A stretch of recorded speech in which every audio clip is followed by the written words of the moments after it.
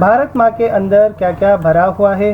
भारत माँ के अंदर खनिजों का व्यापक धन भरा हुआ है। सुख संपत्ति धनधाम को माँ कैसे बांट रही है? सुख संपत्ति धनधाम को माँ मुक्त हस्त से बांट रही है। जग के रूप को बदलने के लिए कवि किससे निवेदन करते हैं?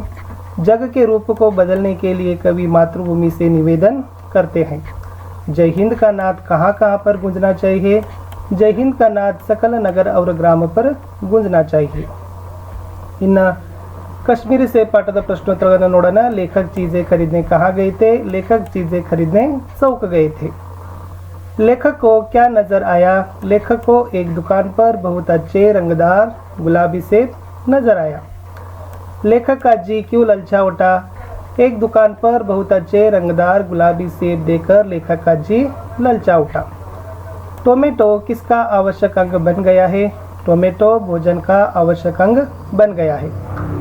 स्वाद में सेब किससे बढ़कर नहीं है? स्वाद में सेब आम से बढ़कर नहीं है। रोज़ एक सेब खाने से किनकी ज़रूरत नहीं होगी? रोज़ एक सेब खाने से डॉक्टरों की ज़रूरत नहीं होगी। इन गिलो पाठದಲ್ಲಿ ನೋಡೋದಾದ್ರೆ लेखिका ने कौवे को विचित्र पक्षी क्यों कहा है?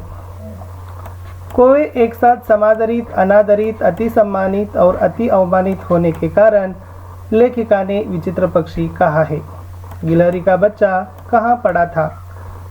गमले और दीवार की संधि में इस गिलहरी का बच्चा चिपक पड़ा था। लेखिका ने गिल्लू के घाव पर क्या लगाया? लेखिका ने गिल्लू के घाव पर पेंसिलिन का मरहम लगाया। वर्मा जी गिलहरी को किस नाम से बुलाती थी? वर्मा जी गिलहरी को गिल्लू नाम से बुलाती थी। गिलहरी का लघुघात किसके भीतर बंद रहता था? गिलहरी का लघुघात लिफाफे के भीतर बंद रहता था। गिलहरी का प्रिय खाद्य क्या था? गिलहरी का प्रिय खाद्य काजू था। लेखिका को किस कारण से अस्पताल में रहना पड़ा? मोटर दुर्घटना में आहत होने के कारण लेखिका अस्पताल में रहना पड़ा। गिलहरी गर्मी के दिनों में कहाँ लेट जाता था? गिलहरी गर्मी के दिनों में सुराही पर लेट जाता था। गिलहरियों के जीवनावधि सामान्यतः कितनी होती है? गिलहरियों की जीवनावधि सामान्यतः 2 वर्ष से अधिक नहीं होती है। गिलहरी की समाधि कहाँ बनाई गई है? गिलहरी की समाधि सोनजूही लता के नीचे बनाई गई है। अभिनव मनुष्यದಿಂದ ನೋಡೋಣ। आज की दुनिया कैसी है? आज की दुनिया विचित्र और नवीन है। मानव के हुक्म पर क्या चढ़ता और उतरता है? मानव के हुक्म पर पवन का ताप चढ़ता और उतरता है। परमाणु किसे देखकर कांपते हैं? परमाणु मानव के करों को देखकर कांपते हैं। अभिनव मनुष्य कविता के कवि का नाम लिखिए। अभिनव मनुष्य कविता के कवि का नाम श्री रामधारी सिंह दिनकर है। आधुनिक पुरुष ने किस पर विजय पाई है? आधुनिक पुरुष ने प्रकृति पर विजय पाई है। नर किन किन को एक समान लांग सकता है? नर नदी पर्वत समुद्र को एक समान लांग सकता है। आज मनुष्य का यान कहाँ जा रहा है? आज मनुष्य का यान गगन में जा रहा है। मेरा बचपन ನೋಡೋಣ। अब्दुल कलाम जी का जन्म कहाँ हुआ? अब्दुल कलाम जी का जन्म मद्रास राज्य के रामेश्वरम कस्बे में हुआ। अब्दुल कलाम जी बचपन में किस घर में रहते थे? अब्दुल कलाम जी बचपन में पुस्तैनी घर में रहते थे। अब्दुल कलाम जी के बचपन में दुर्लभ वस्तु क्या थी? अब्दुल कलाम जी के बचपन में दुर्लभ वस्तु पुस्तकें थी। अब्दुल कलाम जी के चचेरे भाई कौन थे? अब्दुल कलाम जी के चचेरे भाई शमसुद्दीन थे। बसंत क्या क्या बेचता था? बसंत छलनी बटन और दिया सलाई बेचता था। बसंत के भाई का नाम क्या था? बसंत के भाई का नाम प्रताप था। पंडित राजकिशोर क्या काम करते थे? पंडित राजकिशोर लेक्चर देते थे और मजदूरों के नेता थे। छलनी का दाम क्या था? छलनी का दाम सिर्फ 2 आना था। बसंत और प्रताप कहाँ रहते थे? बसंत और प्रताप भीखू अहीर के घर में रहते थे। बसंत की सच्चाई एकांकी में कितने दृश्य? बसंत की सच्चाई एकांकी में 3 दृश्य। एकांकी का प्रथम दृश्य कहाँ घटता है? एकांकी का प्रथम दृश्य बड़े नगर के बाजार के प्रतीक के रूप में स्टेज पर घटता है। बसंत के घर डॉक्टर को कौन ले आता है? बसंत के घर डॉक्टर को अमर सिंह ले आता है। पंडित राजकिशोर के अनुसार बसंत में निहित दुर्लभ गुण कौन सा है?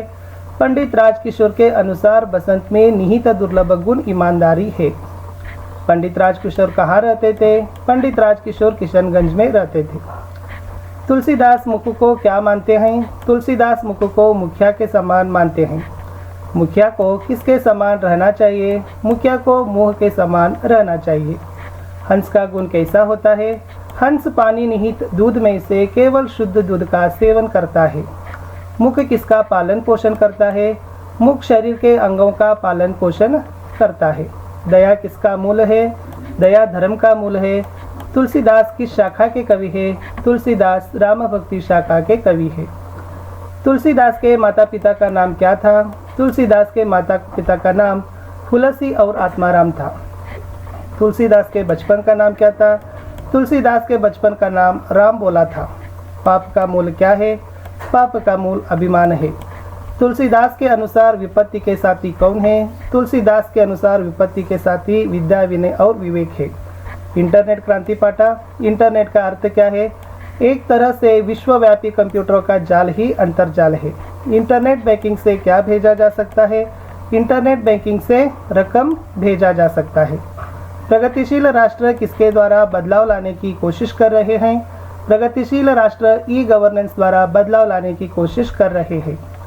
समाज के किन क्षेत्रों में इंटरनेट का योगदान है? चिकित्सा, कृषि, अंतरिक्ष यान, विज्ञान, शिक्षा आदि क्षेत्र में इंटरनेट का योगदान है। इंटरनेट क्रांति का असर किस पर पड़ा है? बड़े बूढ़ों से लेकर छोटे बच्चों तक इंटरनेट क्रांति का असर पड़ा है। ITES का विस्तृत रूप क्या है? Information technology enabled services. ईमानदारों के सम्मेलन में प्रस्तुत कहानी के लेखक कौन है? प्रस्तुत कहानी के लेखक हरिशंकर परसाई जी है। लेखक दूसरे दर्जे में क्यों सफ़र करना चाहते थे? 150 रुपये बचाने के कारण लेखक दूसरे दर्जे में सफ़र करना चाहते थे। लेखक की चप्पलें किसने पहनी थी? लेखक की चप्पलें ईमानदार डेलीगेट ने पहनी थी। स्वागत समिति के मंत्री किसको डांटने लगे? स्वागत समिति के मंत्री कार्यकर्ताओं को डांटने लगे। लेखक पहनने के कपड़े कहाँ दबाकर सोए? लेखक पहनने के कपड़े सिरहाने में दबाकर सोए। सम्मेलन में लेखक के भाग लेने से किन किन को प्रेरणा मिल सकती थी? सम्मेलन में लेखक के भाग लेने से ईमानदार तथा उदीयमान ईमानदारों को प्रेरणा मिल सकती थी। लेखक को कहाँ ठहराया गया? लेखक को होटल के एक बड़े कमरे में ठहराया गया। ब्रीफकेस में क्या था? ब्रीफकेस में कागजात था। लेखक ने धूप का चश्मा कहाँ रखा था? लेखक धूप का चश्मा टेबल पर रखा था। तीसरे दिन लेखक के कमरे से क्या गायब हो गया था? तीसरे दिन लेखक से कमरे से कंबल गायब हो गया था ಅಂತ 1 ರಿಂದ 9 ಪಾಠದ ಪ್ರಶ್ನೆಗಳನ್ನು ಹೇಳಿದ್ದೀನಿ. ನೆಕ್ಸ್ಟ್ ವಿಡಿಯೋವನ್ನು ವೇಟ್ ಮಾಡಿ. ಸೊ ದಯಮಾಡಿ ವಿಡಿಯೋವನ್ನು ಲೈಕ್, ಶೇರ್ ಹಾಗೂ ಸಬ್ಸ್ಕ್ರೈಬ್ ಮಾಡಲು ಮರೆಯದಿರಿ. ಬಾಯ್.